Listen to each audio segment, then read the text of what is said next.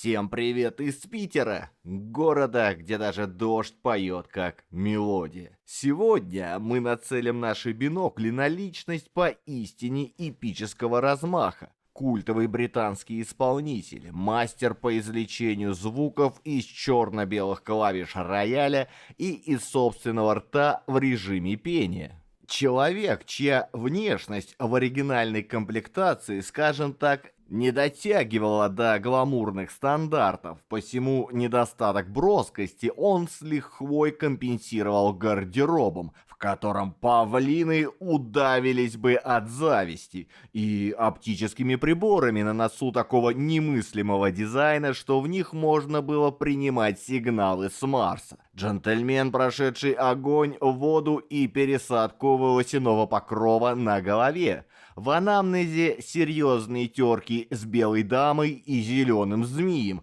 Но ныне вы посмотрите на него. Сэр-рыцарь, аристократ духа, борец за права сексуальных меньшинств и ярый противник всякой заразы вроде ВИЧ. Сам маэстро скромно замечает, что начинал как пианист, который немного подпевает, а к финалу переквалифицировался в певца, у которого под задницей случайно оказался рояль.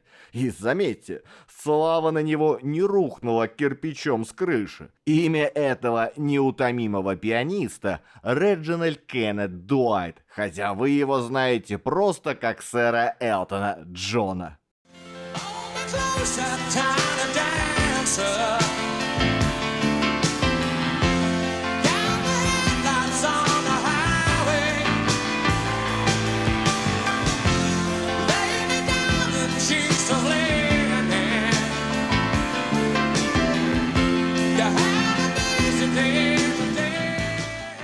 Дорогие мои, этот товарищ наваял столько хитов, что если их все собрать в одну стопку нотных листов, то можно воссоздать, наверное, целый Мариинский театр. Человек-фабрика, я вам доложу. Посему не обессудьте, замахнемся на львиную долю, а мелочи оставим архивариусам. Итак, начнем. Элтон Джон в миру при рождении, нареченный скромным именем Реджинальд Кеннет Дуайт, явил себя этому бренному миру 25 марта 1947 года. Место дислокации – северный район Лондона под названием Пиннер. Место, надо сказать, настолько респектабельно тихое, что сам факт появления там будущего возмутителя спокойствия в перьях и стразах кажется какой-то ошибкой небесной канцелярии. С музыкой маленький Реджинальд подружился раньше, чем научился толком завязывать шнурки. Спасибо родителям. Мама Шейла, дама с творческой жилкой, музицировала с сыном на фортепиано. Папа Стэнли – суровый мужчина при погонах, военный музыкант королевских ВВС. Казалось бы, полная идиллия и семейный ансамбль имени дома Дуайтов. В 4 года, вы только вдумайтесь, 4 годочка от роду, наш юный друг уже на слух подбирал мелодии на клавишах и заслушивал до дыр пластинки с корифеями 20-го столетия. Талант, как говорится, прет изо всех щелей. Но вот незадача. Папашу Стэнли это категорически не вставляло. Вообще никак. Он смотрел на увлечение отпрыска, как баран на новые ворота, считая все это блажью и несусветной глупостью.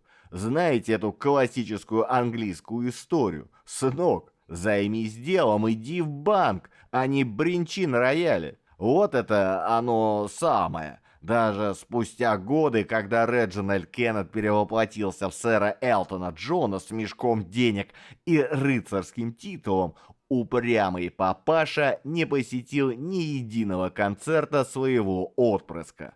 Вот вам и папа может. Железобетонный характер у мужика, ничего не скажешь. И когда нашему герою стукнуло 13, родители наконец приняли Соломоново решение и развелись. Мальчик переживал, и чтобы как-то скрасить пубертатные страдания, начал активно косплеить своего кумира Бадди Холли. Главным аксессуаром, как вы понимаете, были очки. Причем поначалу очки с простыми стеклами, чисто для форсу и рок-н-ролльного имиджа, но дьявол, как водится, кроется в деталях и в дешевой оптике. От постоянного ношения этих стекляшек без диоптрий у парня конкретно посадилось зрение. Развилась такая близорукость, что «мама, не горюй». Стильный аксессуар превратился в медицинскую необходимость. С тех пор очки — это не просто часть гардероба сэра Элтона, это часть его скелета. Он в них, кажется, даже спит и моется.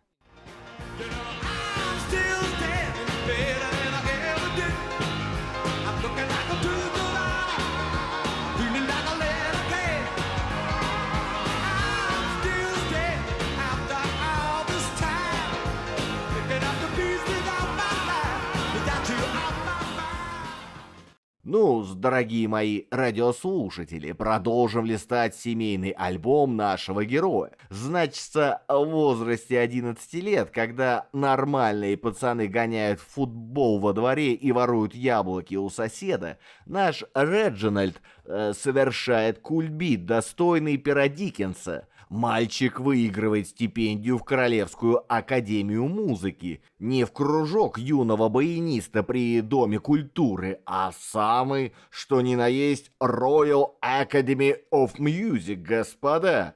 И это, заметьте, не шутки. 6 долгих лет он исправно топал туда по субботу, совмещая высокое искусство фуги и сонаты с нудной арифметикой и чистописанием в обычной средней школе. Представляете себе дисциплину? Не ребенок, а маленький швейцарский хронометр. Проходит еще 4 года, и в семейной саге случается новый поворот. Мама Шейла, дама не промах, снова выходит замуж.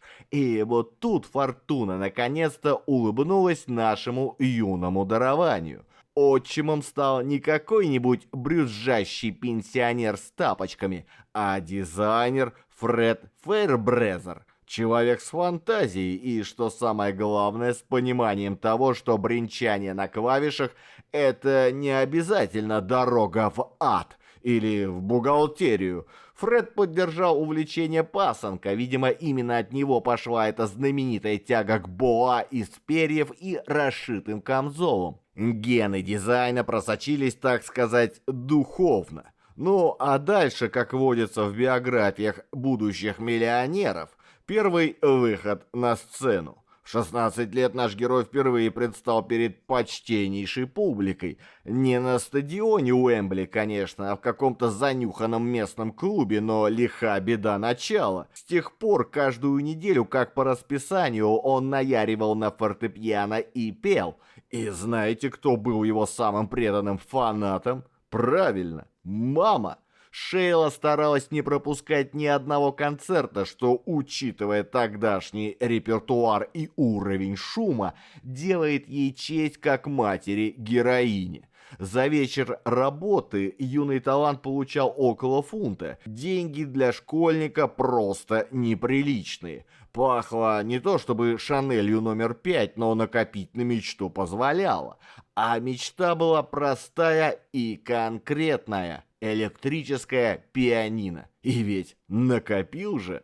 Вот что значит здоровая финансовая дисциплина. А теперь внимание, 60-й год. Реджинальд и его школьные приятели организуют группу с бодрым названием «Корветы». Играли они поначалу вещи Джима Ривза и великого Рэя Чарльза, потому что в те благословенные времена рулил ритм-блюз, а не вот это вот все. Ребята даже умудрились выпустить аж 2 односторонние пластинки. Представляете себе раритет? Сейчас за такой на аукционе любители винила удавятся, но тогда, увы, эти шедевры прошли незамеченными широкой общественностью. Через год, поднаторев в музыкальных экзорсисах и осознав, что «Корветы» звучит как-то не очень по-английски, банда сменила вывеску на «Bluesology». He wants to go to Venus. Leave our far behind. balloon and go sailing. While live on slowly die. Итак, 64-й год. Лондон, твист, мини-юбки, битломания. Наш герой совершает поступок, от которого у любого добропорядочного английского родителя случилась бы икота. Он бросает школу, плюет на аттестат, на перспективы и идет работать. Вы только слушайтесь. В отдел торговли музыкальной компании Mills Music. Проще говоря, стал клерком в лавке по продаже нот и пластинок. Сидел, значится, перебирал бумажки, попутно мечтая о сцене. Но, как вы понимаете, душа поэта недолго терпит конторскую пыль. Вскоре службу он тоже решил оставить. А ради чего? Ради великого и ужасного гастрольного тура с группой Bluesology. Правда, ездили они не в качестве хедлайнеров, а скромненько так на подпевках и подыгрыше у более популярных коллективов. Но парню было плевать. Дорога, гостиницы, запах кулис, первый гастрольный опыт. А теперь, дорогие мои, момент душещипательный, достойный латиноамериканского сериала. 67-й год. Реджинальд влюбляется. Крепко и, как ему казалось, навсегда. Объект страсти – некая Линда Вудроу. Он добивался ее расположения долго и упорно, как советский гражданин очереди за импортными сапогами. В итоге дело дошло до помолвки. Колечко, планы на будущее, идиллия. Но, как это часто бывает в жизни рок-звезд, грянул ультиматум. Классика жанра. Либо я, либо музыка. Линда поставила вопрос ребром. И тут нашего героя накрыло по полной программе. От отчаяния бедолага был готов пойти на самоубийство, представляете? Но, к счастью, парень вовремя одумался, взял себя в руки, вытер слезы и сделал то единственное, что должен делать настоящий артист в такой ситуации. Придумал себе новое имя. Так на свет появился Элтон Джон. Псевдоним, как вы знаете, слеплен из двух частей. Взял по кусочку от музыкантов Элтона Дина, саксофониста из того же Bluesology, и Лонга Джона Болдри, местной блюзовой легенды. Реджинальд Кеннет Дуайт умер как творческая единица, уступив место тому, кого скоро узнает весь мир. See more than I. Damn you, you're a star. Ну, дорогие мои меломаны и сочувствующие. Жизнь нашего героя, как вы уже поняли, это не сплошной кодекс с яркими вспышками. Были в ней и серые будни лондонского тумана. Прослушивание. Слово-то какое-то противное, правда? Сидишь как дурак, потеешь, а дядьки в креслах зевают и ставят жирный крест на твоей карьере. Элтон, тогда еще не совсем сэр, честно отбарабанил на этих смотринах King Crimson и Gentle Giant. Можете себе представить Элтона в составе прогрессив команд с трехэтажными клавишными соло? Я лично с трудом. Судьба, видать, тоже поморщилась и сказала: «Не, парень, у нас для тебя другой сценарий». И вот, пролетев мимо этих арт-роковых касс, наш герой натыкается на объявление в еженедельнике New Musical Express. Разместил его некто Рэй Уильямс, важный человек на лейбле Liberty Records. Уильямс искал таланты, Элтон откликнулся. В ответ ему выдали подборку стихов какого-то никому неизвестного парня из глубинки по имени Берни Топпин. Топпин, что характерно, пришел по тому же самому объявлению. Конкурс, правда, с треском провалили оба. Никто из них Уильямсу в тот момент и не приглянулся. Но, как говорится, не было бы счастья, да несчастье помогло. Элтон взял эти стихи, сел за пианино и наваял музыку. Взял да и отправил результат Берни по почте. Вот так, без всяких там интернетов и зумов, на свет появился один из самых долгоиграющих и плодовитых творческих тандемов в истории популярной музыки. Два сапога пара. Один строчит тексты быстрее, чем я произношу слово «Петроградская сторона». Второй лепит мелодии со скоростью звука. Дебютная пластиночка, скромно названная «I'll Be Loving You», выползла в свет весной 68-го.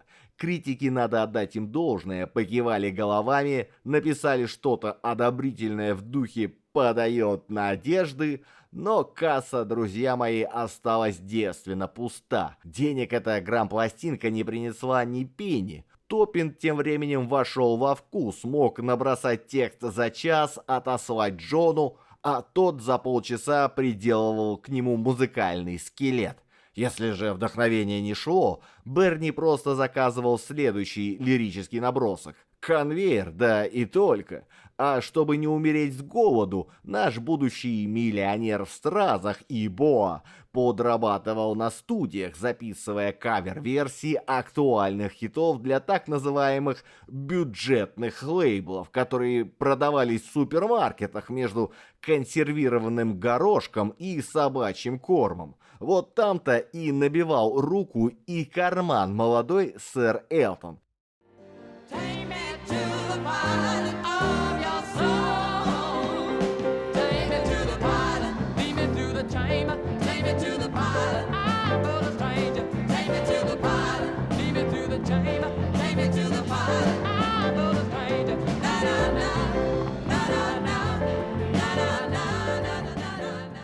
Значится, свою мастерскую, а точнее прокуренную берлогу, где рождались будущие платиновые шедевры, Элтон и Берни устроили прямо в доме родителей Элтона. Именно там в 1967 году случилось маленькое чудо. Авторы любят рассказывать эту историю с придыханием, и я, пожалуй, не буду им перечить. Значит, дело было утром. Берни Топпин сидит на кухне, подтягивает кофеек, смотрит в окно на серое английское небо. И тут на него накатывает внезапное вдохновение. Он хватает первый попавшийся листок бумаги и строчит текст. Простой, наивный, прозрачный, как утренняя роса. Без всяких там шекспировских страстей и политических манифестов. Элтон, продрав глаза, берет эту бумажку, садится за свою пианино, и буквально за 20 минут вы слышите, 20 минут, пока нормальный человек только кофе допивает,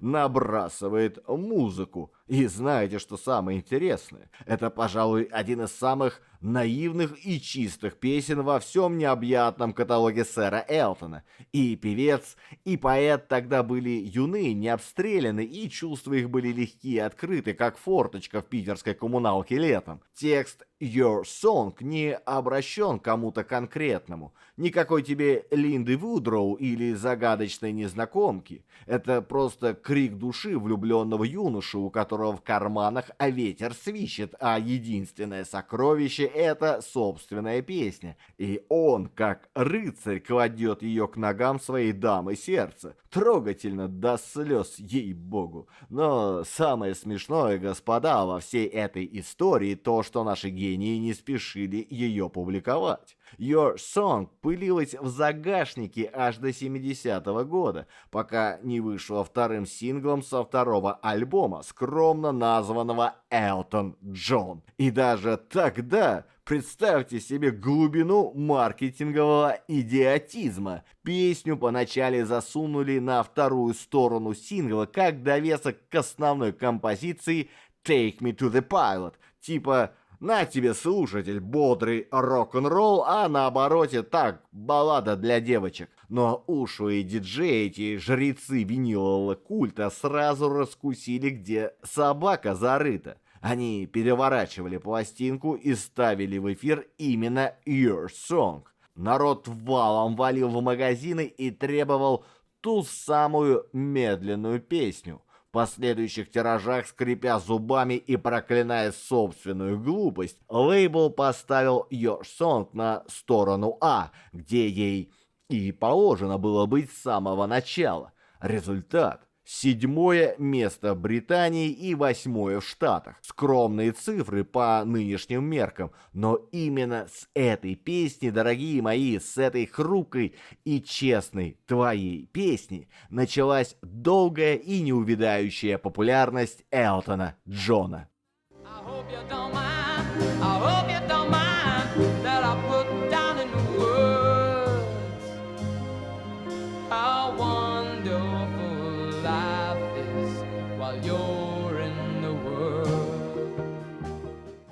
Успех ее сонг сработал как хороший пинок под зад творческому механизму. Элтон и Берни вошли в раж и начали клепать хиты с завидной регулярностью, словно горячие беляши в ларьке на Сенной площади. Не успели мы глазом моргнуть, как на календаре 72-й год, и наш тандем выдает композицию, которая станет гимном всех, кто хоть раз смотрел на звезды с мыслью «А оно мне надо?». Речь, конечно, о великой и ужасной «Рокетмен». Но тут, господа присяжные заседатели, не все так просто. В мире рок-н-ролла, как в большой коммунальной кухне, идеи имеют свойство перелетать от одной кастрюли к другой. Дело в том, что композиция с аналогичным названием «Космонавт» уже имела место быть в бескрайнем космосе рок-музыки. Ее сочинила еще в 70-м году группа с чудным, я бы даже сказал, поэтичным названием «Pierce Before Swine», что в переводе с английского означает «бисер перед свиньями». Вот так, ни больше, ни меньше.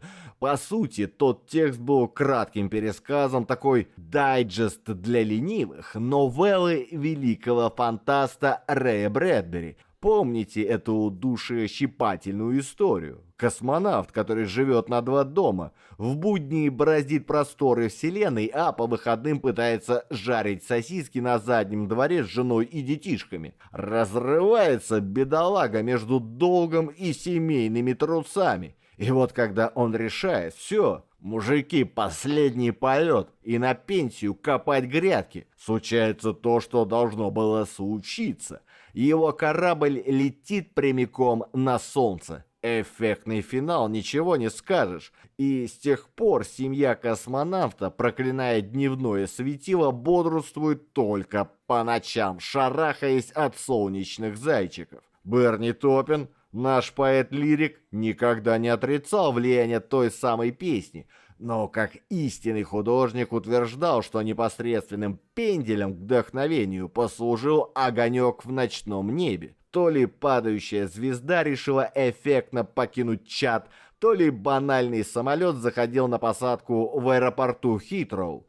И так как в этот самый момент Топпин трясся в автомобиле, направляясь к родителям, у него не было под рукой ни блокнота, ни диктофона. Пришлось бедняге целых 2 часа повторять пришедшие в голову строчки как мантру, как попугай, чтобы не забыть по дороге. В итоге текст у Джона и Топпина вышел не столь привязанным к конкретному сюжету Брэдбери. Он стал шире, матерее. Это гимн космическому одиночеству, такой вселенской тоске по дому, даже если ты находишься в 20 минутах езды от родительского крыльца.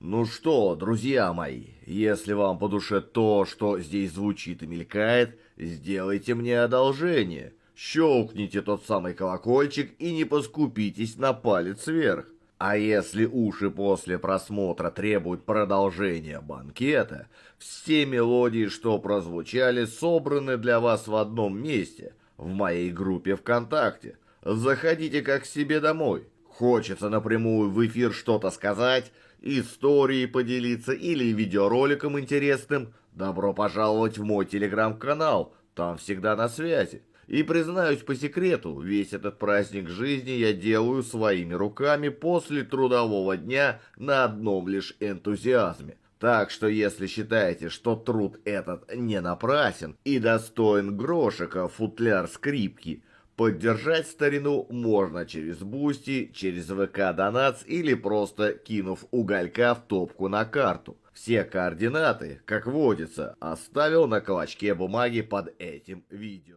Год 72-й продолжает радовать нас сюжетами, достойными пера Булгакова.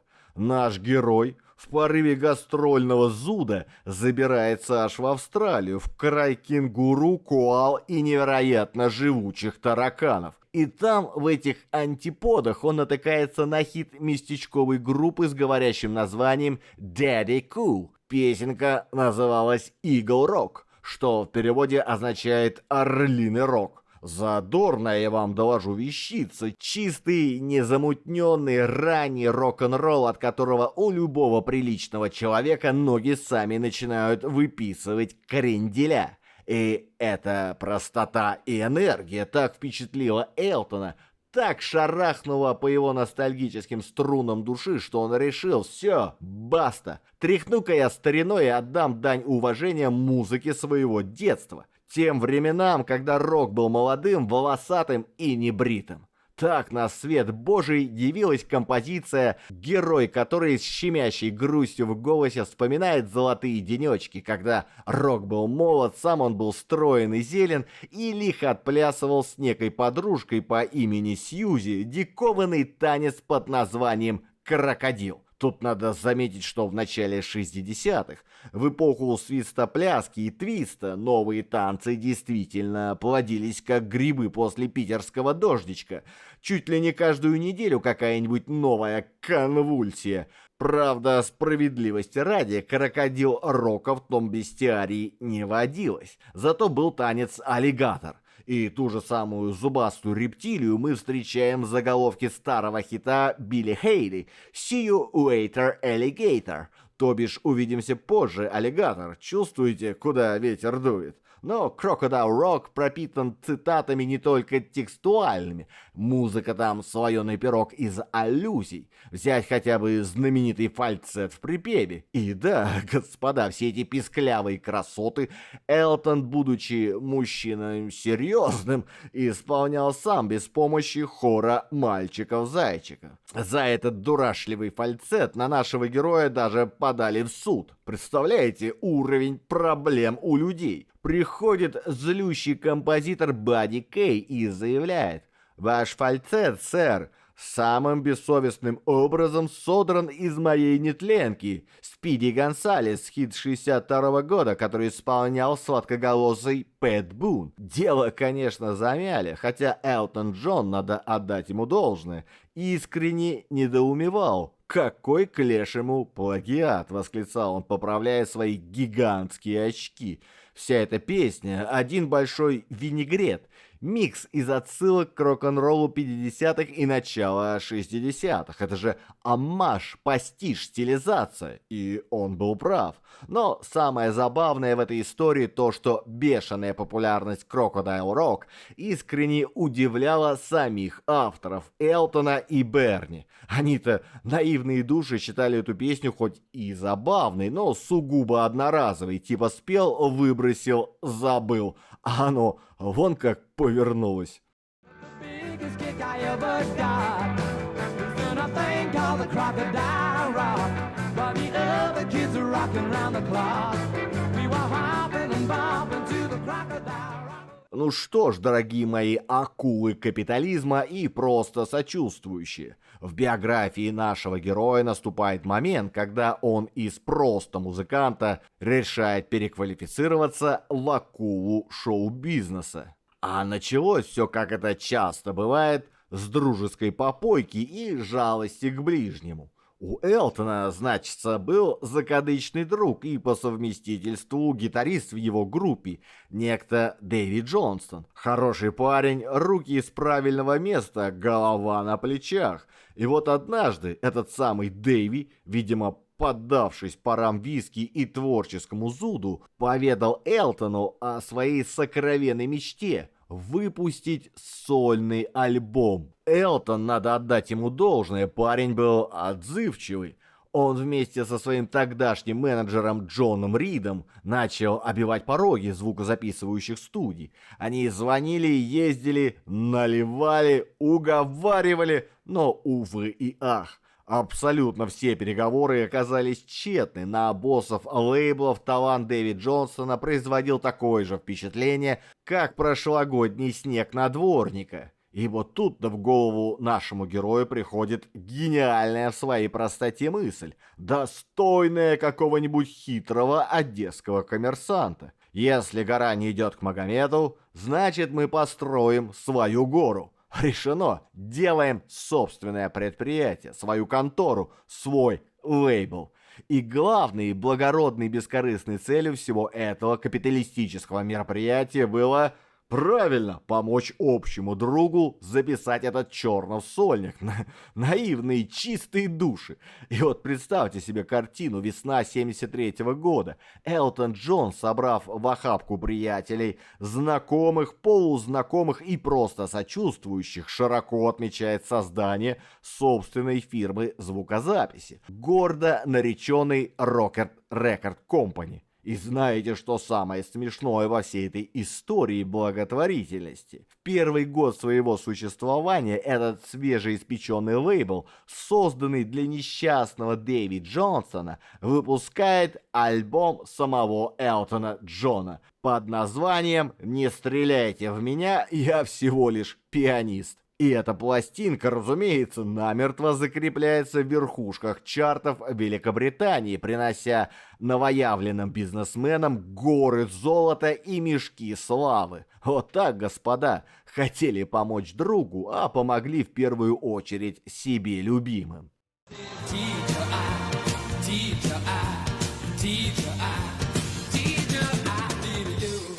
Ну-с, продолжаем перебирать четки хитов нашего ненаглядного сэра. И сегодня мы никак не можем обойти стороной песню, которая для многих стала не просто музыкой, а настоящим манифестом уставшего от славы человека. Речь, конечно же, о композиции 73-го года «Goodbye Yellow Brick Road».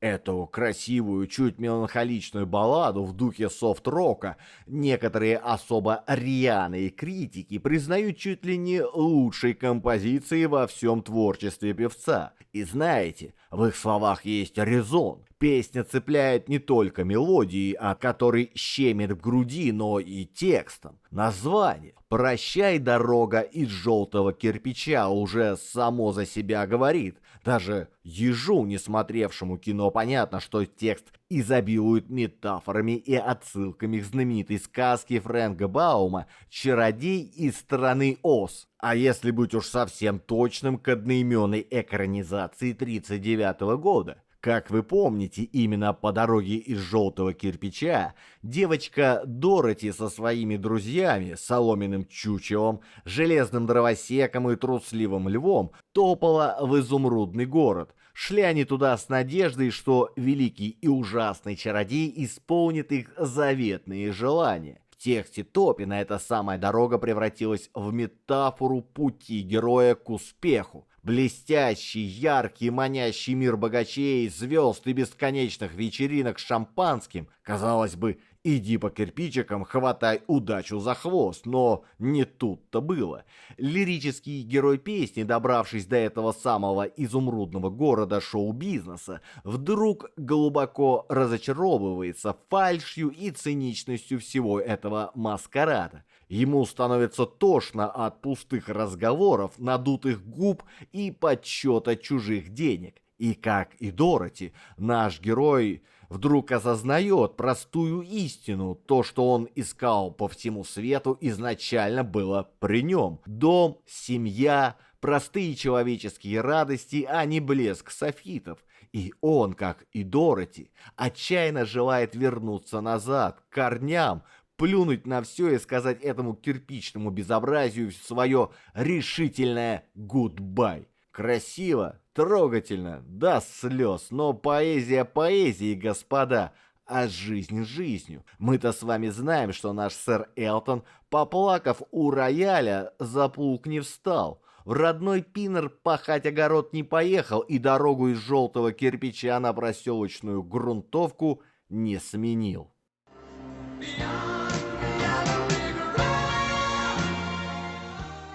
Сейчас мы поговорим о песне, которая в творчестве нашего сэра занимает особое, я бы сказал, сакральное место. О композиции, ставшей реквиемом для двух прекраснейших женщин ушедшего столетия. Речь, конечно же, о «Candle in the Wind» — «Свеча на ветру». Открывается эта грустная баллада словами, от которых у любого киномана ёкнет сердце. «Прощай, Норма Джин, хотя я совсем тебя не знал». Для тех, кто вдруг запамятовал или провел юность в библиотеке имени Ленина, поясняю. Норма Джин Бейкер – это настоящее имя главного секс-символа 50-х, белокурой богини экрана Мэрилин Монро. Женщины, которая ушла из жизни до обидного рана, 5 августа 1962 года. Ей было всего 36 лет. Цифра, как вы скоро поймете,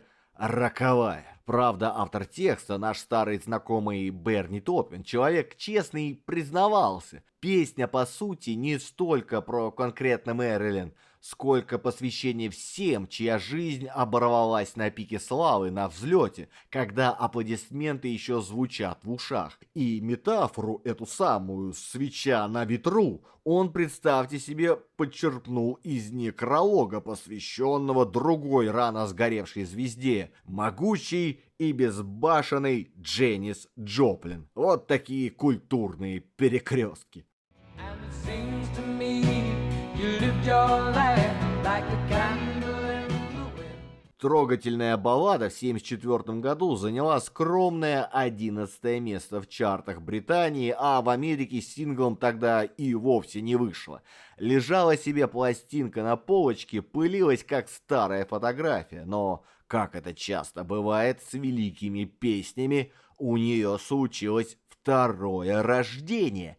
И повод, господа, был трагический. 97 год, 31 августа. Гибель английской принцессы Дианы в автокатастрофе в Парижском тоннеле. И вновь эта проклятая, неумолимая отметка 36 лет. Жизнь остановилась на той же самой цифре, что и у Монро. Мистика, да и только. Для Элтона это был страшный удар. С Дианой его связывала долгая и теплая дружба. И, видимо, провидение решило испытать певца на прочность по полной программе. Ведь всего за 1,5 месяца до гибели принцессы ему уже пришлось хоронить другого своего близкого друга, гениального модельера Джанни Версаче, застреленного на пороге собственного дома в Майами. И вот в этом состоянии скорби и опустошения Элтон решает выразить свою боль единственным доступным ему способом – с помощью песни.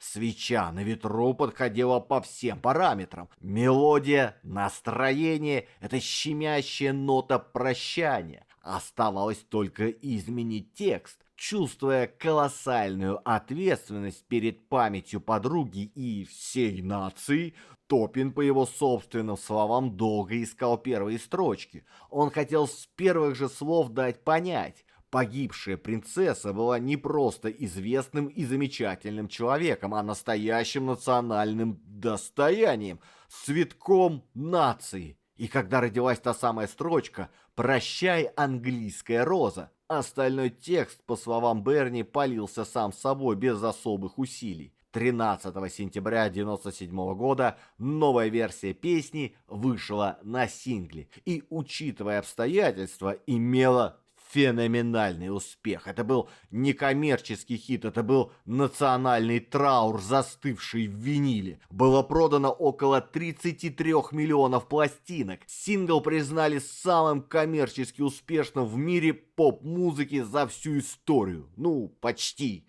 Если не считать «Белое Рождество» Бинго Кросби аж с 41 года выпуска, которого, по слухам, впарили доверчивым американцам аж 50 миллионов экземпляров. Но там война, ностальгия, все такое. Что касается Элтона Джона, то сингл принес ему очередную статуэтку Грэмми и теоретически 55 миллионов английских фунтов стерлингов в карман. Но тут, господа, я должен сделать реверанс в сторону человеческого благородства. Певец не взял из этих денег ни копейки, ни пенни, ни цента. Всю прибыль от сингла до последнего грошика он перечислил в мемориальный фонд Дианы.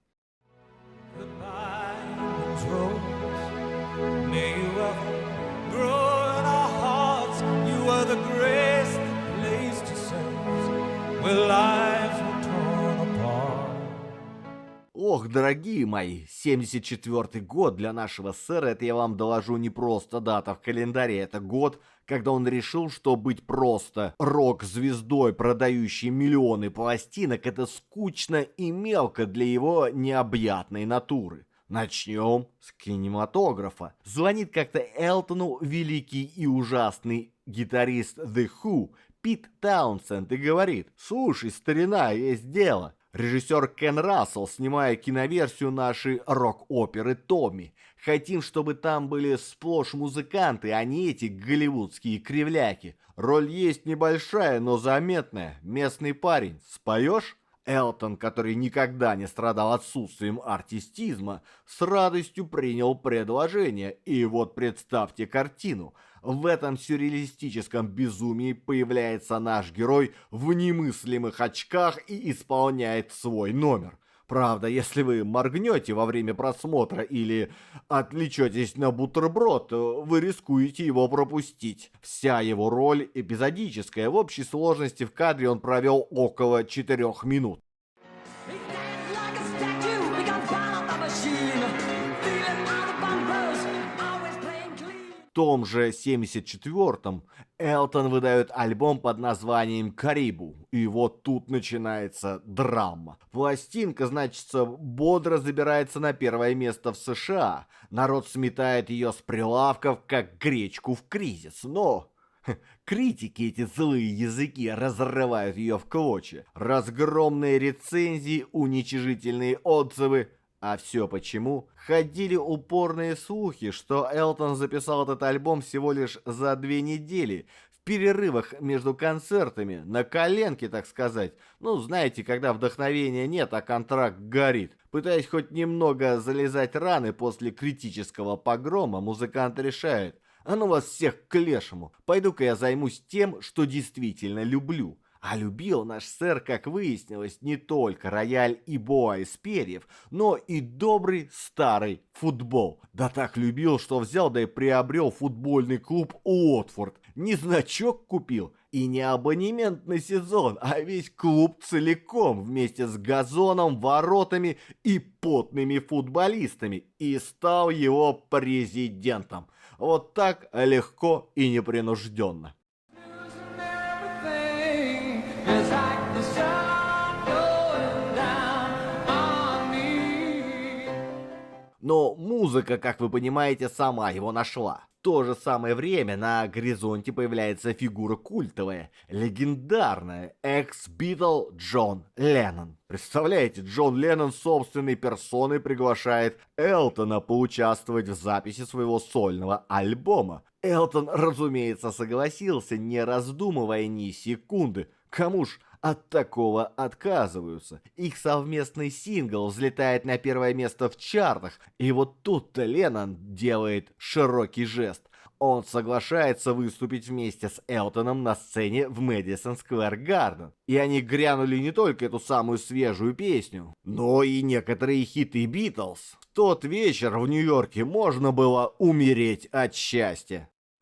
Whatever gets you through the night, it's alright, it's alright. Знаете, память человеческая штука странная. Иногда помнишь запах бабушкиных пирожков, но напрочь забываешь, куда положил ключи от машины. Так вот, припоминаю я, значится, один телетрансляционный случай. Выходит на сцену наш сэр в очередном расшитом камзоле, садится за рояль и заводит свою бессмертную Your Song. Песня, спору нет, великая, но реакция почтеннейшей публики была, скажем так, сдержанная. Ну, похлопали вяленько, как на собрании партхозактива при обсуждении надоя молока. Вежливо, но без огонька. Но стоило Элтону взять первый аккорд и затянуть своим чуть хрипловатым голосом эту щемящую фразу «What I gotta do to make you love me», как зал взорвался восторженным ревом. Узнавание моментальное, мурашки по коже, дамы хватаются за носовые платки. И я тут подумал, дорогие мои, вряд ли кто-то будет со мной спорить,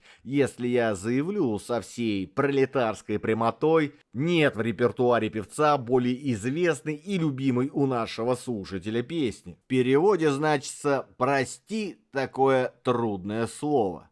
А родилась эта музыкальная слеза, как водится, под жарким солнцем Калифорнии, в городе ангелов Лос-Анджелесе, году и так в 75-м. Сидел, говорят, Элтон в студии, рассеянно давил клавиши рояля, ни на что особенно не надеясь. Просто пальцы гуляли по черно-белым клавишам, нащупывая что-то родное. И ведь нащупал.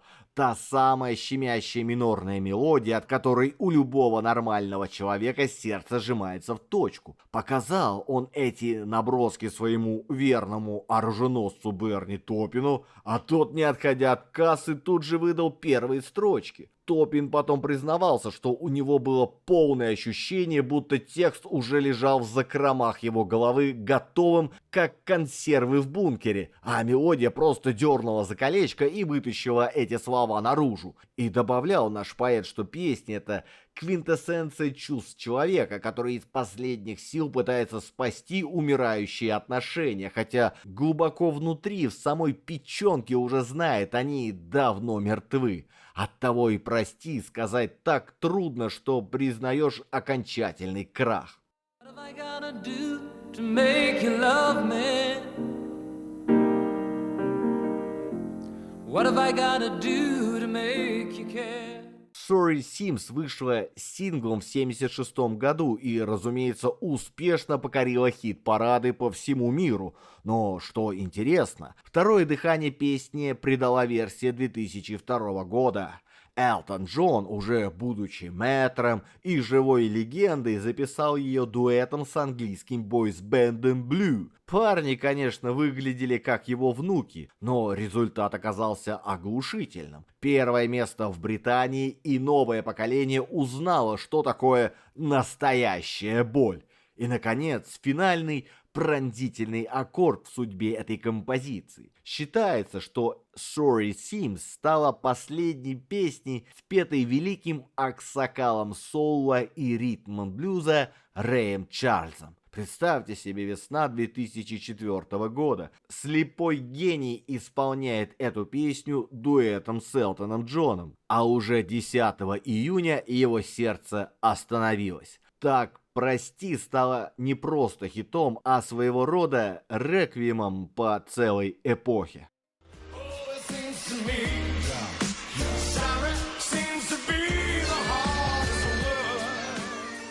Но вы же не думали, что карьера нашего сэра на этом хите закончилась? Как бы не так. Впереди были и черные полосы, и серые будни, и, как водится, новые взлеты. После очередных изнурительных гастролей по штатам, где Элтон скакал по сцене как заведенный андроид, организм дал сбой. Здоровье, значится, забарахлило, и строгие дяди в белых халатах велели: «Баста, карапузики, тормози, Элтон, иначе отправишься в Волгалу раньше срока». Пришлось нашему герою почти на 4 месяца залечь в спячку на солнечном острове Барбадос, и, вернувшись на туманный Альбион, посвежевший и отдохнувший, Элтон вместо того, чтобы немедленно рвануть в студию, занялся делами сугубо хозяйственными, а именно развитием своей Rocket Record Company и родного футбольного клуба Уотфорд. Ходил в пиджачке, решал финансовые вопросы, жал руку спонсорам, идиллия, да и только. Но тут, как гром среди ясного неба, грянула она, панк-революция. Конец 70-х. В Лондоне на сцену полезли злые, лохматые, немытые юнцы с булавками в ушах и гитарами наперевес. Они плевали на все, что было свято для поколения Элтона. На мелодии, на красивые аранжировки, на павлиньи наряды. И музыка нашего сэра в одночасье стала казаться устаревшей, ненужной, неактуальной, как старый бабушкин сервант на фоне шведской минималистичной мебели. В воздухе запахло нафталином. И даже могучий тандем Элтон-Топин дал трещину. Ребята на время прекратили сотрудничество, разбежались по углам. В эти мрачные годы Элтон практически круглые сутки сидел дома в своей берлоге, выезжая только по совсем уж особенным случаям. Таким, например, как визит к умирающему другу Элвису Пресли. Смерть Элвиса, наступившая вскоре, произвела на нашего сэра Сильнейшее гнетущее впечатление. Он вдруг увидел в зеркале потенциального покойника, разжиревшего на гамбургерах и таблетках. С тех пор Элтон ударился в панику и начал тщательно следить за своим здоровьем, панически боясь повторить печальный путь короля рок-н-ролла. Лучше поздно, чем никогда, как говорится, но, как вы знаете, свято место пусто не бывает, а настоящий талант в землю не зароешь. В 79-м произошло то, чего ждали тысячи поклонников. Воссоединение творческого тандема Элтона Джона и Берни Топпина. Помирились, обнялись, сели за работу. И уже в следующем, 80-м году вышел в свет новый альбом с хитрым названием 21 at 33, и пластинка эта, господа, считается большим достижением в творческой карьере певца, этаким возвращением блудного сына на Олимп. Жемчужиной альбома стала композиция Little Genie, которая, собственно, и вытащила Элтона из болота забвения. Она стала самой большой удачей музыканта за последние 4 года и бодро поднялась на 3-ю позицию в хит-параде США. Правда, тут есть одна маленькая, но пикантная деталь, которую я не могу обойти стороной. Стихи для этого хита написал не Берни Топпин, да-да, наш верный оруженосец тут оказался не удел. Текст сочинил некто Гарри Осборн. Вот так, дорогие мои. В большой и светлой любви иногда случаются короткие интрижки на стороне.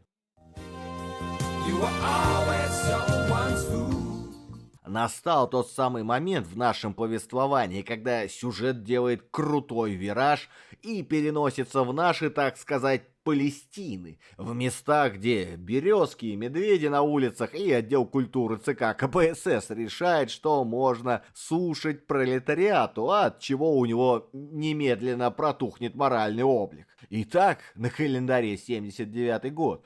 Брежнев еще вполне себе машет ручкой с мавзолея, в магазинах шаром покати, а по телевизору время и фигурное катание. И вдруг, словно снег на голову, в июле в столицу нашей необъятной родины, в Москву, заявляется сам Элтон Джон со своими первыми гастролями. Вы только вдумайтесь, решение о выступлении этого капиталистического попугая в перьях и стразах принималось не где-нибудь, а на самом верху, в тиши кабинетов отдела культуры Центрального комитета. Сидели там серьезные дяди в серых костюмах, чесали затылки и думали, а пущать, аль не пущать? Не разложит ли он нам молодежь своими буржуазными завываниями? И, о чудо, пустили! И вот представьте картину. Элтон прибывает в СССР не с армией телохранителей и грузовиками аппаратуры, а скромно, по-домашнему, со своей мамой.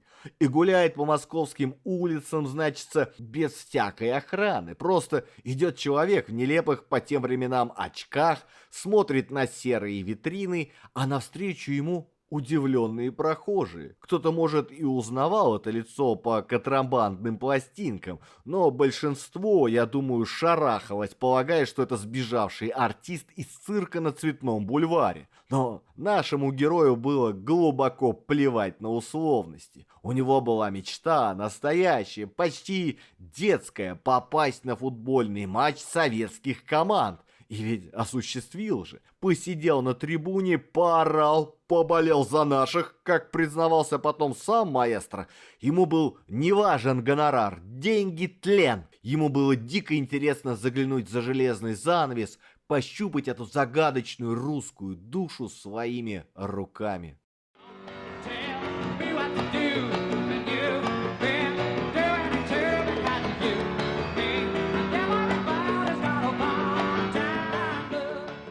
Ну-с, если раньше жизнь Элтона напоминала веселый карнавал с блесками и фейерверками, то теперь на этот праздник жизни заявилась суровая реальность с похмелья. Для начала, в 1984 году он выкинул фортель, от которого челюсть отвисла не только у его преданных фанатов, но и у него самого, кажется. Элтон Джон, убежденный борец за права геев, вдруг взял да и женился на женщине. Да не на какой-нибудь там фотомодели или актрисе, а на звукоинженере Ренате Блэу. Как говорится, никогда не говори никогда. Брак этот, правда, долго не продержался. Дальше больше. 86-й год, турне по далекой Австралии.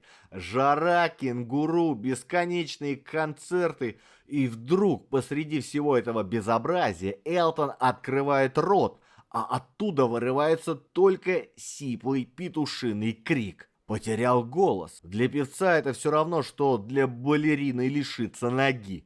Кошмар наяву. Врачи обследовали горло и вынесли вердикт. Полипы на голосовых связках. Пришлось ложиться под нож, делать операцию, но без последствий не прошло. Тембр голоса певца несколько изменился, стал чуть ниже, чуть хрипловатее. И с этого момента мы слышим уже несколько иного, более матерого Элтона. Но прошлое не дремлет. Годы безудержного веселья с кокаином и алкоголем начинают стучаться в дверь. И тут словно вишенка на торте. В 1987 году разразился грандиозный скандал. Желтая британская газетенка «The Sun», та самая, что славится снимками голых девиц на 3-й странице, решила хайпануть на имени Элтона. Они опубликовали грязную статейку, в которой обвинили певца в том, что он занимается сексом с несовершеннолетними. Элтон вместо того, чтобы уйти в глухую несознанку или закатить истерику, пошел самым верным путем. Подал в суд за клевету. И, представьте себе, выиграл. После оглушительной победы в суде наш сэр вышел к журналистам, поправил свой камзол и выдал фразу, достойную быть высеченной в граните где-нибудь на Пикадилли. Вы можете называть меня толстой, лысой, бесталанной старой королевой, которая не умеет петь, но вы не имеете права говорить про меня неправду.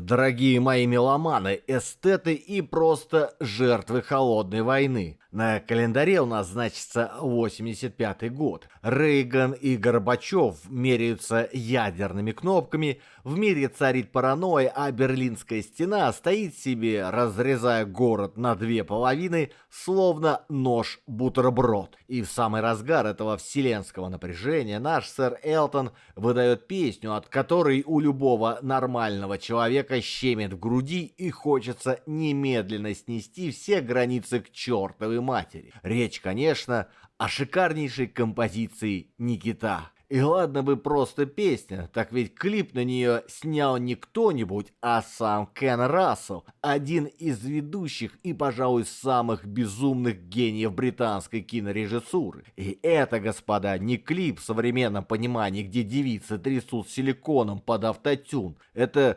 произведение искусства. Красиво, эстетично, с философией любви и войны в каждом кадре. Итак, сюжет. Представьте себе унылый серый пейзаж, Берлинская стена, колючая проволока, мрачные сторожевые вышки. И вдруг в эту монохромную тоску врывается Элтон Джон на красивом белом кабриолете, в красном костюме, с фотоаппаратом наперевес. И кого же он высматривает в свой длиннофокусный объектив? Правильно, девушку в военной форме. Охраняет она, значит, границу Германской Демократической Республики. Стоит такая суровая, с автоматом, фуражка на глаза надвинута. Но при приближении камеры мы видим, что под серой солдатской униформой скрывается лицо невероятной красоты. Актрису звали Аня Мейер, и она на контрасте с этими серыми шинелями выглядит еще нежнее и трогательнее. Так вот, Героиню клипа зовут Никита. Ну так вот, едет наш Элтон в своем красном пиджаке КПП, и она его пропускает. А ночью, когда сгущаются сумерки холодной войны, он выходит на заснеженное поле и рисует для нее огромное сердце на снегу. И поет ей свою серенаду прямо в центре этого сердца. Зрелище, скажу я вам, сюрреалистическое до мурашек. На следующий день он снова катит через границу, его встречает Никита и просто оторвать не может от него глаз. Видимо, ночная серенада и сердце на снегу сделали свое дело. Даже суровое сердце солдата дрогнуло. Но пока Никита улыбается Элтону, который стоит в черном пиджаке с золотыми звездами, ну просто вылитый генералиссимус от поп-музыки, подходит другой офицер, мрачный, как питерское небо в ноябре, и не дает разрешения на пересечение границы. Шлагбаум опускается, любовь разбивается о политику. А дальше самый душераздирающий момент. Идет нарезка кадров о том, как счастлив мог бы быть Элтон с Никитой, если бы не было этой проклятой Берлинской стены. Они смеются, гуляют, обнимаются, а потом бац! Реальность. Элтон сидит один в темной комнате и смотрит фотографии на стене через проектор. Те самые снимки, которые он сделал, когда наблюдал за Никитой издалека, прячась за стеную. И она там просто прекрасна, такая близкая и такая недосягаемая. В общем, в этой маленьком шедевре Кена Рассела переплетены две философии – любви и войны. Причем любовь здесь не ограничена банальным пониманием мальчик-девочка. Для Элтона это понятие намного шире. А уж каждый поймет ровно настолько, насколько ему хватит внутренней эстетики и душевной широты. И напоследок о цветной гамме. Вы обратили внимание? Берлинская стена и военные показаны в тусклых, серых, давящих тонах. Это мир запретов, паранойи и вечной мерзлоты. А Элтон такой красивый, яркий на своем белом кабриолете, словно лучик солнца, который пытается проникнуть за пределы границы и растопить этот лед. Также красиво и ярко показаны сюжеты, когда он мечтает быть вместе с Никитой. И, заметьте, везде лежит снег, потому что холодная война. Но она здесь не как политическое явление, затронувшее полмира, а как личная драма двух людей, которые любят друг друга, но разделены бетоном и идеологией. Вот такой вот, господа, клип. Снято в 80-х, а смотрится как вечное напоминание о том, что любовь не знает границ, даже если эти границы из бетона и охраняются автоматчиками.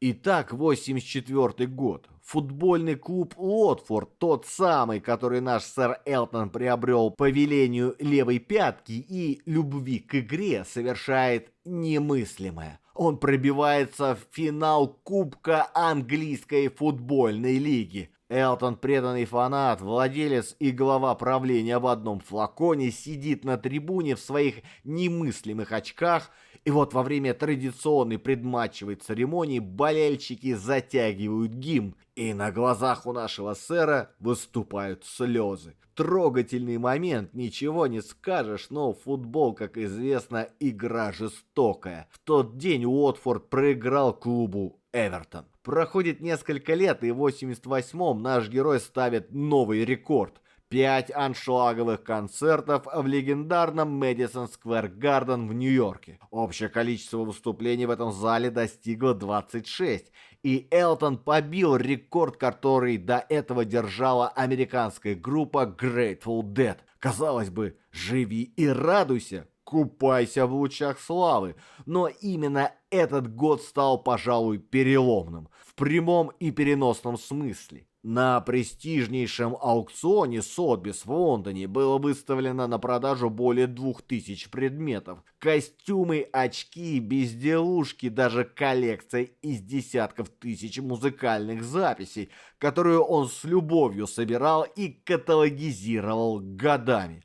Общая сумма продаж порядка 20 миллионов долларов. Это был не просто аукцион, господа, это был акт своеобразного прощания со своим эксцентричным и бурным прошлым. Элтон выставил себя на продажу как старую мебель, чтобы начать жизнь с чистого листа. И жизнь эта начиналась тяжело. В более поздних интервью певец признавался, что 89 год был для него, пожалуй, самым тяжелым в жизни. Свое состояние он сравнивал с полным моральным и физическим истощением Элвиса Пресли в последние годы. Помните, мы говорили о том страхе, который поселился в нем после смерти короля?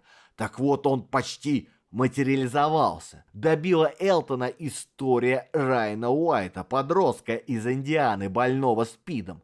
Вместе с Майклом Джексоном наш сэр принимал самое активное участие в судьбе мальчика, поддерживал его и семью вплоть до трагической кончины Райана в 90-м. Эта смерть стала последней каплей. Находясь в глубочайшей депрессии, Элтон попадает в госпиталь в Чикаго, где проходит курс реабилитации по борьбе с наркотической зависимостью, алкоголизмом и булимией. Полный джентльменский набор рок-звезды на излете. Но, как говорится, не было бы счастья, да несчастье помогло.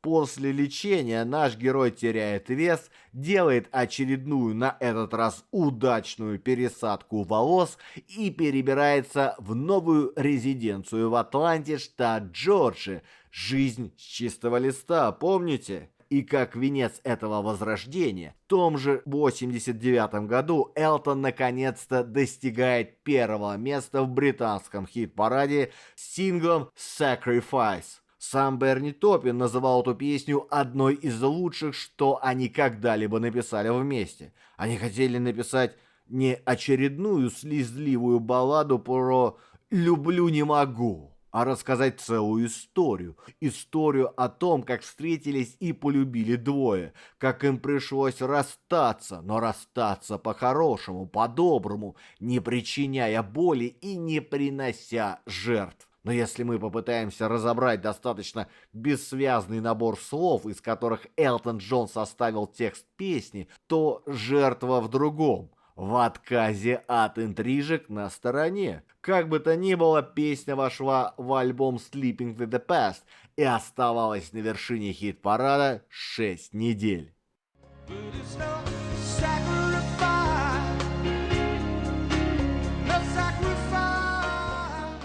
На дворе 91 год. Время перемен, распадов и новых надежд. Для нашего сэра этот год окрашен в траурные тона. Уходит из жизни Фредди Меркьюри. Смерть Фредди от СПИДа стала для Элтона не просто новостью, а личной трагедией и последним тревожным звонком. Хватит лить слезы, пора действовать. И Элтон, засучив расшитые рукава, открывает организацию по сбору средств для борьбы со СПИДом. Элтон Джон AIDS Foundation. Благотворительность из разряда «надо бы» переходит в разряд «дело всей жизни». И теперь приготовьтесь, мы переносимся в 94 год.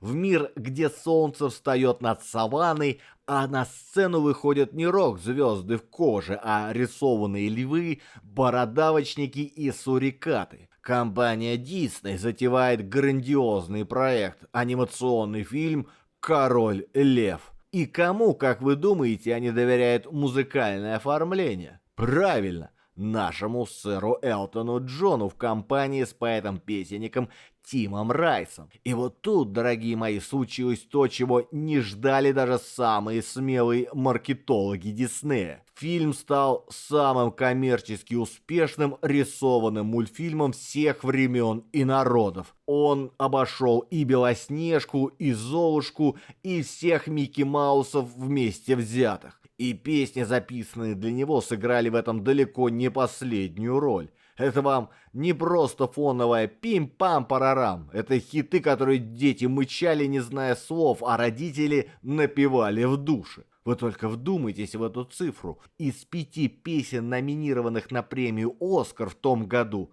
3 были написаны Элтоном и Тимом Райсом для «Короля Льва». И статуэтка, разумеется, ушла к ним за бессмертную Can You Feel the Love Tonight? Элтон, который к тому времени уже и так был живой легендой, получил за нее еще и Грэмми в номинации «Лучший мужской поп-вокал».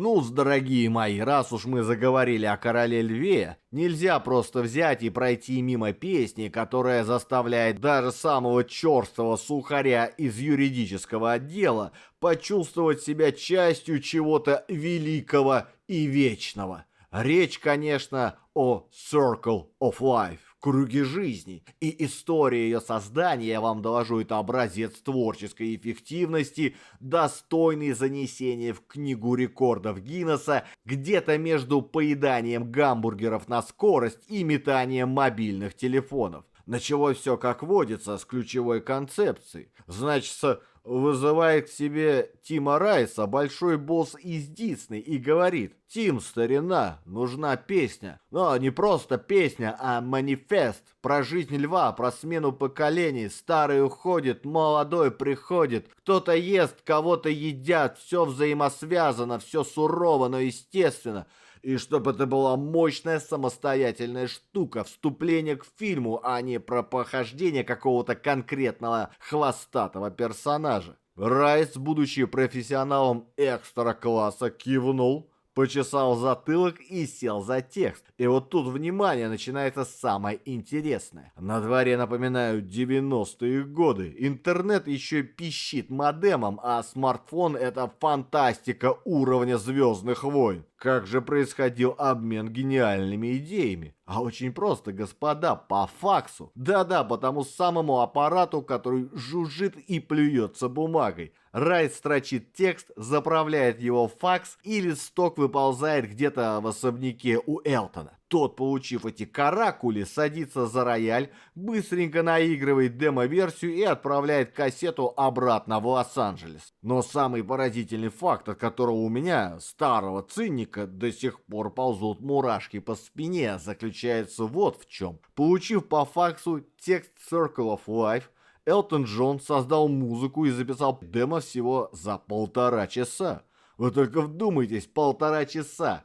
Я за это время только до работы доехать могу, если пробки небольшие. А он целую бессмертную классику. Сам Тим Райс вспоминал этот момент с благоговейным ужасом. Я дал ему текст в начале сессии около 2 часов дня, а уже к половине 4 он закончил писать и записывать потрясающее демо. Вот так, ни больше, ни меньше. Но не думайте, что все ограничилось 1,5 часами за роялем. Процесс записи финальной версии был куда более детальным и многослойным, как хороший винегрет. Ключевой элемент, который делает эту песню мгновенно узнаваемой, это, конечно, вступительные слова на языке зулу. И появились они благодаря южноафриканскому музыканту Лебо М. Его мощный, пробирающий до печенок вокал придал песне тот самый подлинный африканский колорит, без которого круг жизни был бы просто красивой балладой, а не гимном мироздания. Этот момент, когда восходящее солнце озаряет саванну под этот клич, это, я вам скажу, чистая магия. Основную вокальную партию в фильме исполнила замечательная певица Кармен Твилли, чей глубокий и проникновенный голос идеально передал все величие и торжественность момента. А для альбома саундтреков Элтон Джон, разумеется, записал свою отдельную поп-версию, да еще и с лондонским госпел-хором в придачу, чтоб уж наверняка, так сказать. Официально песня увидела свет 9 августа 1994 года в составе саундтрека к «Королю Льву», и влияние этой песни, господа, огромно. Она стала не просто заглавной темой мультфильма, она превратилась в настоящий гимн, который мгновенно ассоциируется с Королем Львом и по сей день исправно звучит в тематических парках Диснея по всему миру, заставляя посетителей ронять слезы умиления и покупать плюшевых львят в сувенирных лавках.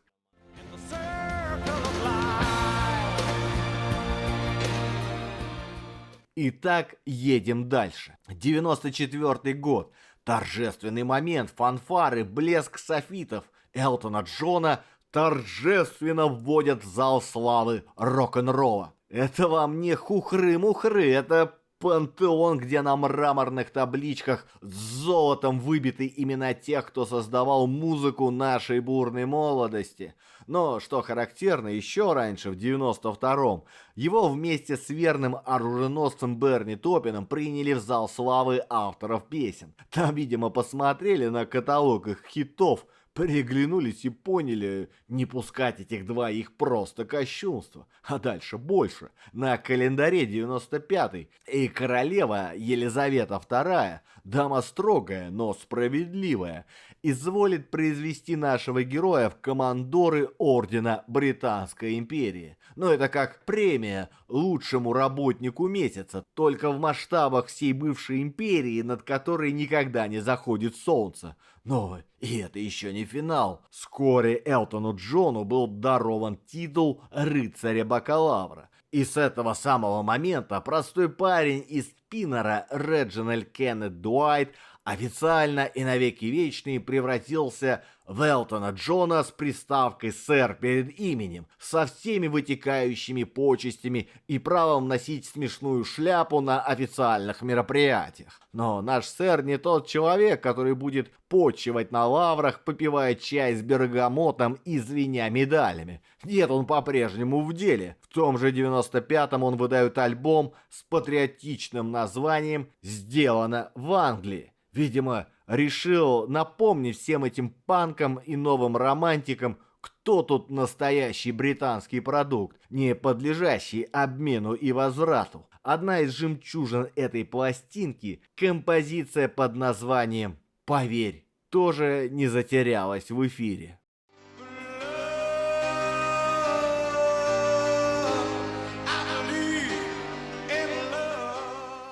Ну что ж, дорогие мои, на календаре у нас уже не 20 век с его панк-революциями и синтезаторами, а новое с иголочки первое десятилетие 21 века. Время, когда наш сэр Элтон, казалось бы, уже давно должен был сидеть в кресле качалки, перебирать свои Оскары и писать мемуары, но... Нет, этот неутомимый пенсионер рок-н-ролла решил, что старые кони борозды не портят, и ринулся сотрудничать со всеми, кто шевелится в современной поп-культуре. И так в 2002-м юные дарования из бойс-бенда Blue, те самые парни, которые выглядят так, будто их собрали на конвейере по производству смазливых поп-звезд, решают записать свою интерпретацию бессмертной баллады «Sorry seems to be the hardest word».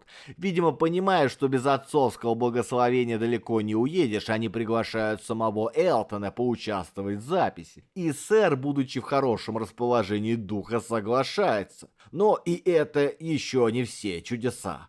Оказывается, наш сэр причастен к успеху легендарного рэпера Тупака Шакура. Да-да, вы не ослышались. Тупак, человек-легенда, человек-гангста, взял да и использовал отрывок из старой песни Элтона Джона «Indian Sunset». И из этого сэмпла родился трек «Get a Gospel», который словно феникс из пепла возглавил американские чарты. Но самый главный фокус, самый неожиданный кульбит первого десятилетия нового века, господа присяжные заседатели, случился с песней «Are you ready for love?» Представьте себе, конец 70-х.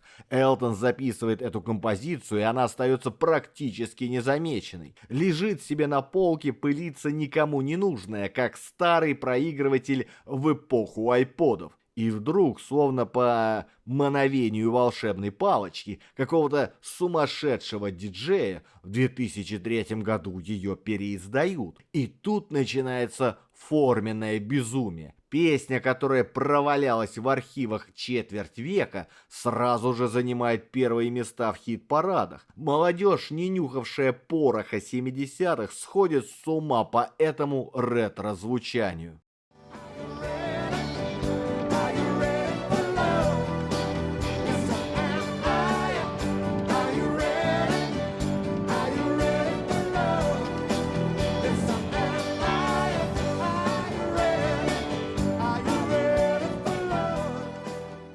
И Итак, 2006 год. Элтон Джон и его верный оруженосец, поэт и летописец Берни Топпин выдают на гора очередной совместный диск. Назвали его скромно и со вкусом «Капитан и парень». Мол, мы все те же, просто чуть старше и морщинистее. Альбом включал 10 новых песен, пропитанных той самой фирменной химией. И была в нем одна деталь, от которой у старых фанатов навернулась скупая мужская слеза. Первый раз за всю их многолетнюю совместную работу на диске были помещены одновременно фотографии Элтона и Берни. Раньше-то все больше сэр в гордом одиночестве красовался в перьях, а тут нате вам двое из ларца. Критики эти привередливые злыдни встретили альбом благосклонно, а мировые продажи составили на тот момент примерно 3,5 миллиона копий. Neither of us understood the way things tick in Hollywood. We just loaded in and grabbed the back with little room to swing a cat. And pretty soon we were way inside. Or so the people say. С возрастом, как это и положено уважающему себя английскому рыцарю, Элтон все больше времени уделял не наращиванию и без того гигантского состояния, а благотворительности. Его фонд по борьбе со СПИДом работает как швейцарские часы, но и про нас, простых слушателей, он не забывал, периодически подбрасывая новинки. И вот вам, пожалуйста, рекорд достойной книги Гиннесса с песней Cold Heart, которую наш ветеран записал с юной поп-дивой Дуа Липой. Он снова занял первое место в британском чарте. А теперь, как водится, пара слов о личном, чтобы картинка была полной. В далеком 1976 году в интервью журналу Rolling Stone Элтон сделал заявление, которое по тем временам звучало почти как вызов обществу, но на самом деле было компромиссом. Он назвал себя бисексуалом. Почему не сказал все как есть? Да потому что боялся расстроить или отпугнуть фанатов. Времена были не те. А в 1984 году, как мы помним, он и вовсе женился на женщине. Но, как говорится, насильно мил не будешь. Брак распался через 4 года, и после развода Элтон наконец признался себе и миру, он гомосексуалист. Точка, хватит игр. И с тех пор жизнь у него наладилась. Он встретил своего человека, Дэвида Ферниша, в 2005 году, когда в Великобритании разрешили гражданские партнерства, они узаконили свои отношения, а позже, когда и однополые браки стали реальностью, превратили партнерство в полноценный брак. Ну и живут себе душа в душу, воспитывают сыновей и радуются жизни. Вот так, дорогие мои.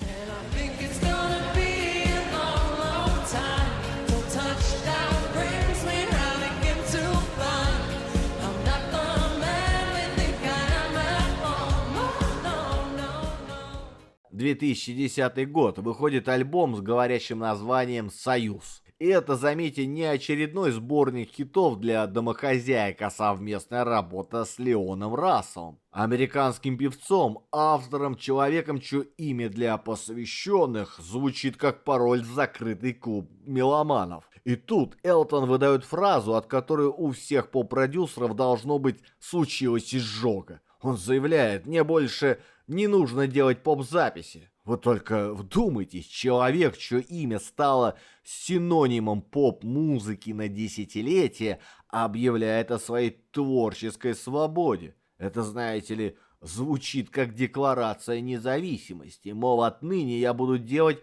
что хочу, а не то, что требует рынок. Браво! А тем временем в сверкающем Лас-Вегасе стартует его новое шоу. Называется оно с присущим этому месту пафосом «Пианино за $1 миллион» в Колизее Цезарьс Пэлас. 28 сентября 2011 года премьера, и, как водится у нашего трудоголика, он отыграет его там следующие 3 года. Но и это еще не все. 8 октября 2011 внимание, барабанная дробь, 3000-й концерт в том же самом Цезаре. 3000, вы можете себе это представить?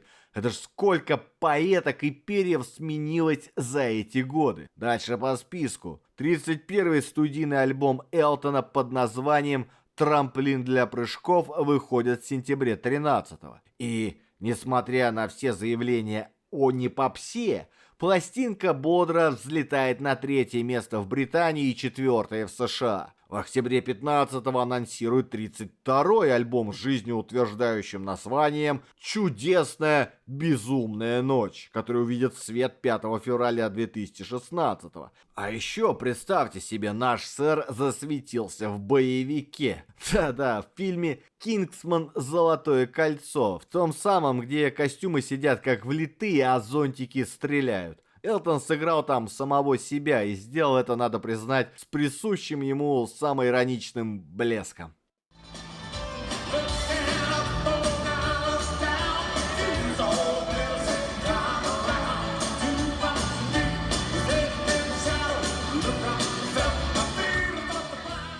А теперь барабанная дробь, господа. Кино. Настоящий биографический фильм о жизни нашего героя. От сопливого детства до огненных 80-х. Назвали его, конечно же, «Рокетмен». И выпустила его компания Paramount Pictures в мае 19-го.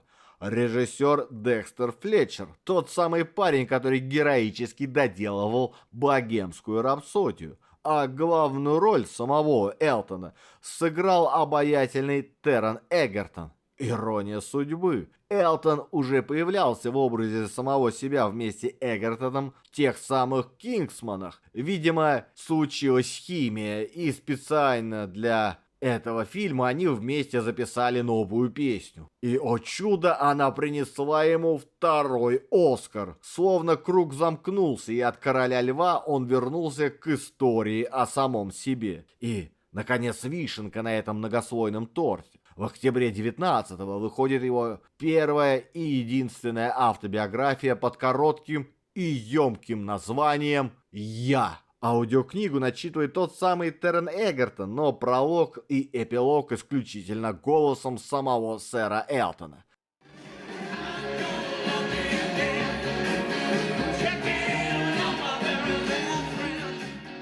Итак, январь 18 года. Гром среди ясного, хоть и вечно дождливого английского неба. Элтон Джон, наш неутомимый Рокетмен, сэр, повелитель рояля и павлиний хвостов, публикует на своем официальном сайте сообщение, от которого у миллионов поклонников по всему миру дернулся глаз. Он уходит со сцены, завязывает с гастролями, вешает микрофон на гвоздь. Все эти годы казалось, что он будет скакать по клавишам и менять очки до 120 лет, пока не превратится в хрустальный памятник самому себе. Официальная версия для прессы звучала красиво и благородно. Дескать, желаю полностью углубиться в процесс воспитания детей. Ну, знаете, памперсы, школа, родительские собрания, все как у людей. И, мол, песни писать я не брошу, буду выпускать по мере сил, но без этой вашей концертной карусели. Мило, трогательно, по-семейному. Но мы-то с вами, дорогие мои, нюхали порох и знаем, в таких историях всегда есть 2-й слой, та самая сермяжная правда. И она не заставила себя ждать. Позднее Элтон раскрыл карты и истинную причину сворачивания творческой активности. Оказалось, что он пережил рак простаты. Тот самый страшный диагноз, который звучит как приговор. И болезнь эта едва не привела к трагическому финалу. Мало того, что сама операция испытания не для слабонервных, так еще и после нее развилась тяжелая инфекция. Пришлось отменять концерты, ложиться под капельницы, и, как он сам признался, были моменты, когда он попадал в реанимацию и смотрел в глаза вечности. К счастью, английская медицина и собственная воля к жизни сделали свое дело. Но, как вы уже поняли, такой человек, как Элтон, не может просто сидеть в кресле и вязать носки. Даже объявив об уходе, он продолжает радовать нас коллаборациями. Весной 22-го он выдает клип на песню «Финишная черта» с великим и незрячим Стиви Уандером. Название, согласитесь, символичное. И это был не первый их дуэт. Ранее музыканты уже пересекались в альбоме Элтона 21 года. Ну а прощальный гастрольный тур Джона, как и все в ту эпоху, был безжалостно прерван проклятой пандемией коронавирусной инфекции. Но как только маски спали с лиц и границы открылись, наш легендарный исполнитель снова запрыгнул в свой туравтобус и продолжил эти невероятные гастроли. И знаете что? К началу 23-го его прощальный тур обрел статус самого кассового в истории. Вот так уходят на пенсию с оркестром, аншлагами и мешками денег.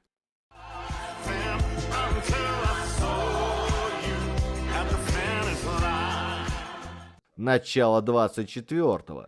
Наш герой получает награду Эмми. И вот тут, господа, внимание! Исторический момент. Эта статуэтка позволила ему стать 19-м в истории человечества эготом. Эгот, для тех, кто не в курсе, это не ругательство и не марка пылесоса. Это человек, выигравший за карьеру Эмми, Грэмми, Оскар и Тони. Все 4 главные награды в мире американского шоу-бизнеса. Собрал полный комплект, как фишки в монополии. Теперь можно и на покой с чистой совестью. Но постойте, какой там покой? Осенью он объявляет о планах выпустить книгу, раскрывающую о его прощальном гастрольном туре. С редкими фотографиями, рисунками, открытками, постерами. Такой вот альбом памяти для самых преданных. В сентябре приходит новость, от которой у всех нас что-то ёкнуло внутри. Оказывается, певец частично потерял зрение на одном глазу из-за перенесенной инфекции. Возраст, болячки, все такое, но он, как истинный английский джентльмен,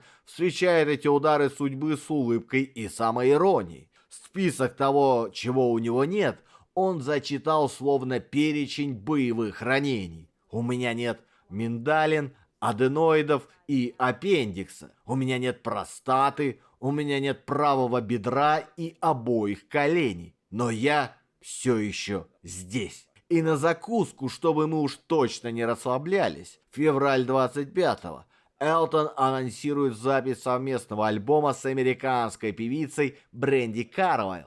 Релиз получил говорящее название «Кто верит в ангелов?». Похоже, наш сэр, даже покинув большую сцену, не собирается покидать студию. If you're not swinging first, you were never in the right. I have been there, man, I've been there. И вот теперь, на этой щемящей ноте, позвольте мне, вашему покорному слуге, сказать пару слов от себя. Главная победа Элтона, господа, измеряется не в количестве статуэток на каминной полке. Она измеряется в количестве сердец, которые бились в унисон с его роялем на протяжении 6 десятилетий. Его влияние на современных исполнителей неизмеримо и многогранно. В эпоху, когда хиты упаковываются продюсерами за одну ночь на коленке, его умение вместе с Берни Топпином рождать гимны за 1,5 часа в арендованной квартире кажется волшебством, недоступным простым смертным. Он научил музыкантов не бояться быть экстравагантными в одежде, но предельно искренними в нотах. Его «Sorry seems to be the hardest word» до сих пор является камертоном боли и примирения. Your Song — манифестом чистой юношеской любви, а Rocketman — гимном космического одиночества души. И пока он здесь, пока звучит его фортепиано, дорога из желтого кирпича не заканчивается. Она просто делает еще один самый красивый и светлый виток. Рыцарь в блестящих очках, твоя свеча продолжает гореть ровно, и никакой ветер ей не страшен. И на этой мажорной ноте я, пожалуй, и завершу нашу долгую беседу. С вами был я, ваш покорный слуга. Берегите себя, и да хранит вас рок-н-ролл.